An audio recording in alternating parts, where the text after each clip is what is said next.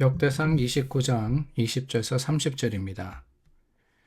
다윗이 온 회중에게 이르되 너희는 너희 하나님 여호와를 송축하라 하매 회중이 그의 조상들의 하나님 여호와를 송축하고 머리를 숙여 여호와와 왕에게 절하고 이튿날 여호와께 제사를 드리고 또 여호와께 번제를 드리니 숫송아지가 1000마리요 순양이 1000마리요 어린 양이 1000마리요 또 그 전제라.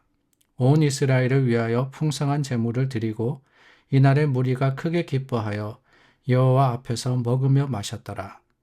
무리가 다윗의 아들 솔로몬을 다시 왕으로 삼아 기름을 부어 여호와께 돌려 주권자가 되게 하고 사독에게도 기름을 부어 제사장이 되게 하니라.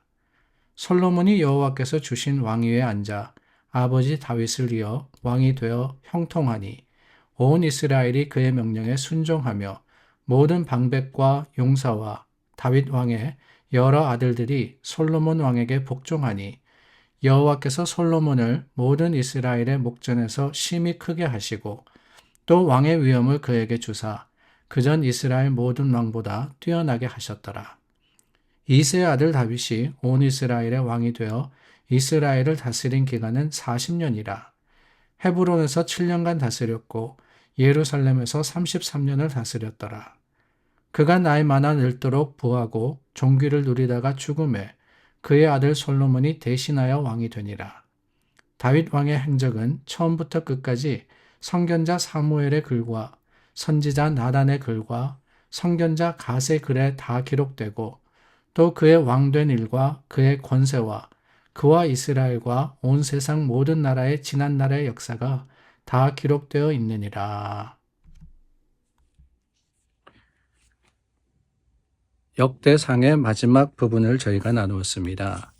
어제 나눈 말씀은 이제 성전 건축에 쓸 모든 예물과 어떤 모든 사람들을 준비하고 다윗이 하나님 앞에 감사로 기도드렸던 것, 그 감사의 제목 그리고 내용을 기록하였고 오늘 본문에 보면은 그 감사가 끝이 난 후에 이제 마지막 정리, 그러니까 다윗의 삶을 마무리하는 그 부분을 기록하고 있는 겁니다.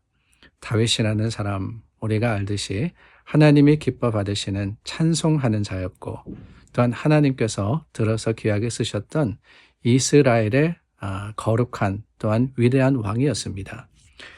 이 역대상을 통해서 저희가 그 다윗을 중심으로서 말씀을 나누었고 이제 역대하에 들어가면은 우리가 역대상을 마치고 난 다음에 역대하는 몇 년 후에 나누게 되어 있습니다. 이 역대하는 솔로몬과 그리고 또 분열 왕국 그 중에서도 남유다를 중심으로서 하나님의 하신 일들을 기록을 하게 됩니다. 우리가 잘 아는 다윗에 대한 여러 가지 사건들이 있지 않습니까? 블레셋의 골리앗을 이긴 것과 또한 사울과의 대립과 피함과 또 그 여러 가지 일들, 사실 그 여러 가지의 일들은 이 사무엘 상하에 기록이 되어 있습니다. 우리가 나누었듯이 사무엘서와 그리고 열왕기서, 역대서 같은 사건을 기록하고 있습니다.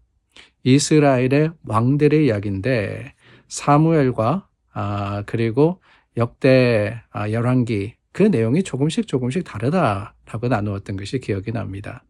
사무엘은 사사기의 마지막 시대, 그래서 사무엘을 우리가 사사의 마지막이다라고 표현하기도 하거든요. 선지자였기도 하지만 우리 사사로서의 마지막 그 시대를 끝을 내고 이제 사울이 세워지고 그 사울과 다윗 간의 관계를 기록한 책입니다. 그리고 이제 열왕기에 들어가면은 그 다윗이 왕위에 오르고 나라가 갈라지고 북이스라엘과 남유다 이 두 나라를 통해서 세워진 왕들의 이야기가 나옵니다. 그런데 역대상하는 조금 다르다라고 들은 것이 기억이 나요. 뭐가 다르냐? 다름이 아니라 역대상하는 포로 생활을 마치고 이제 이스라엘로 돌아온 하나님의 백성들의 이야기입니다. 아니, 그 당시의 이야기가 아니라 그 사람들을 위한, 그 사람들에게 하나님께서 택하신 나라에 대해서 가르쳐주고 알려주기 위해서 70년 동안 포로 생활을 하지 않았습니까?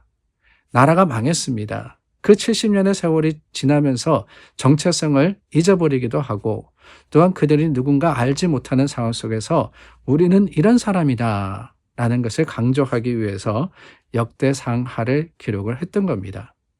그렇다면 그들에게 필요한 것이 뭐냐? 하나님의 백성으로서 하나님의 택하신 민족으로서의 자긍심과 그리고 또한 하나님의 이루신 일에 대한 간증과 고백이 아니겠어요? 그를 위해서 이 역대상하는 누구를 중심으로 하느냐?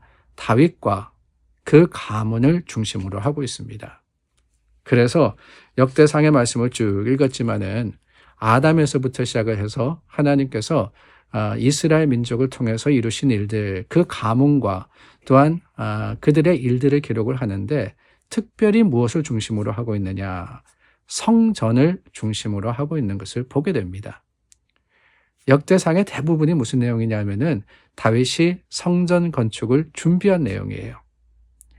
그 성전에 들어갈 모든 물품들을 준비했을 뿐만 아닙니다.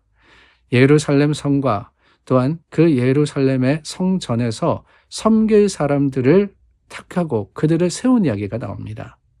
어느 가문이 또한 어느 지파가 어떻게 어디를 라는 것을 상세하게 기록을 함으로써 어떻습니까? 오랜 시간이 지나죠. 다윗에서부터 바벨론의 포로 생활이 끝나서 예루살렘으로 돌아왔던 이스라엘에 이르기까지 오랜 시간이 지났지만 다시 한번 하나님이 우리 가문을, 우리 민족을, 우리 나라를 어떻게 쓰시느냐라는 것을 새롭게 하고 또한 다짐하는 그 목적으로 쓰여졌다라고 하는 거예요. 그래서 사실 역대상, 역대하 마찬가지입니다. 이스라엘에게 있어서는 이 모든 기록, 우리가 읽었을 때에는 발음도 힘든 사람들의 이름이 연달아서 나오지 않습니까? 누가, 어느 가문이.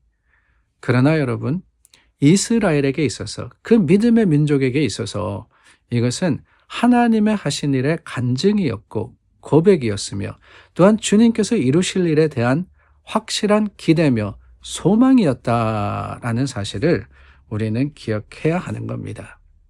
다윗의 마지막도 그렇습니다. 이 다윗과 그리고 솔로몬으로 이어지는 그 가문의 이야기, 그 이야기는 그저 히스토리, 역사가 아니라 오늘 우리에게 his story, 하나님의 이야기가 되는 겁니다. 마찬가지로 우리도 그러지 않을까요? 우리도 인생을 살아가면서 예수 그리스도를 알고 믿고 구원에 이르고 또한 교회의 일원으로서 살아가는 이 모든 과정 속에서 하나님의 하신 일과 하나님께서 우리를 주님의 자녀 삼으신 것, 그러니까 내가 누구냐, who am I라는 그 정체성에 대해서 돌아보고 다시 한번 새롭게 할 때 우리는 하나님께서 택하신 백성으로서 주님의 자녀 또한 하나님의 백성으로서 살아가는 그 성화의 과정을 가게 되는 겁니다. 그렇습니다. 여러분, 우연은 없습니다. 하나님이 다윗을 택하셔서 하나님의 사람 삼으시고 그를 통해서 주님의 거룩하신 일을 이루셨듯이 오늘 저와 여러분들을 통해서 하나님은 특별한 계획과 하나님의 섭리를 이루어 가십니다. 그러므로 여러분, 우리도 기억하기를 원합니다. 아니, 그랬으면 좋겠다라는 생각을 가끔 해봅니다. 내 삶에 하나님이 어떻게 역사하셨는지를 우리가 한번 기록해보면 어떨까요? 거창하게 자서전까지라고 할 수는 없지만은 나는 어떤 은혜를 받고 살았는지, 하나님이 어떤 일을 내 삶에 이루셨는지를 돌아보면서 감사하고 또한 찬양한다면 거기에 분명히 보일 거라고 확신합니다. 주님께서 나를 통해서 이루신 일, 하나님의 거룩하심과 그 긍휼하심의 사역이 우리 믿음의 간증이 되고 고백이 될 것을 알건대 오늘 다시 한번 함께 하시는 하나님을 찬양하는 저와 여러분들이 될 수 있기를 바랍니다. 기도하겠습니다. 참 좋으신 하나님 감사합니다. 다윗의 삶에 그러셨듯 우리의 삶에도 크게 역사하시는 하나님을 다시 한번 기대합니다. 우리와 함께 하시고 주님의 뜻을 이루어 주시옵소서.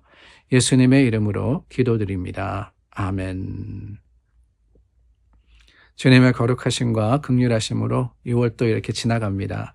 새 달을 준비하며 하나님 앞에 신실한 하나님의 백성으로서 오늘 하루를 살아가기를 원합니다. 기도하겠습니다.